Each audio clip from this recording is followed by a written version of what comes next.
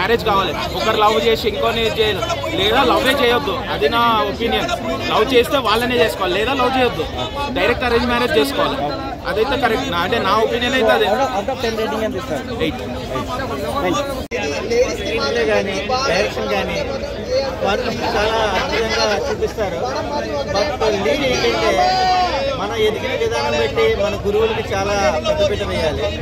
గురుదేవోభవ Sankranti but వాస్తవంగా చెప్పాలంటే దీంట్లో కిష్ట తగ్గట్టుగా దాన్ని నేను రివీల్ చేయకూడదు. Family entertainment plus point. వల్ల మంచి జోష్ ఉన్నది. రమణ గోపాల్ గారి రీఎంట్రీ సాంగ్ ఖచ్చితంగా చెప్పాల్సిన అవసరం లేదు.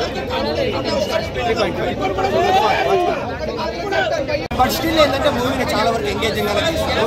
సంక్రాంతి మూవీ క్లియర్ విన్నర్ అయితే డాపో మహారాజా అని మనకు అర్థమైంది. అండ్ ఈ మూవీ కూడా బాగానే ఉంది. ప్రతి ఫ్యామిలీ ఆడియన్స్ వచ్చి చూడొచ్చు. వెంకటేష్ గారి యాక్టింగ్ ఎక్సలెంట్ గా ఉంది.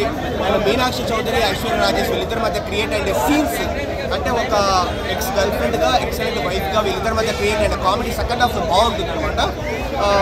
And at the same time మనకు వెంకటేష్ గారి అబ్బాయి క్యారెక్టర్ చేసిన గుండ్రాజు క్యారెక్టర్ ఉంటాడు. సో ఆ అబ్బాయి బాగా హైలైట్ అవుతాడు. థీమ్స్ మ్యూజిక్ కూడా మనకు బాగుందనమాట. బావా సాంగ్, గోదారి గట్టు సాంగ్ ఇంకా ఎక్సలెంట్గా ఉంటుంది. అండ్ యాటిట్యూడ్ కొందరు సాంగ్ బాగుంటుంది. సో ఓవరాల్గా చెప్పేది ఒకటి క్లియర్ విన్నర్ ఎవరు అంటే డాపు మహారాజు. తర్వాత ఇది కూడా డెఫినెట్లీ ఒక సంక్రాంతి హిట్ అనే మనం చెప్పొచ్చు. సో F2 ఎలా అప్పుడు 2019లో ఎలా మనం ఎంజాయ్ చేస్తామో సో ఈ మూవీ కూడా హ్యాపీగా ఫ్యామిలీతో ఎంజాయ్ చేయొచ్చు.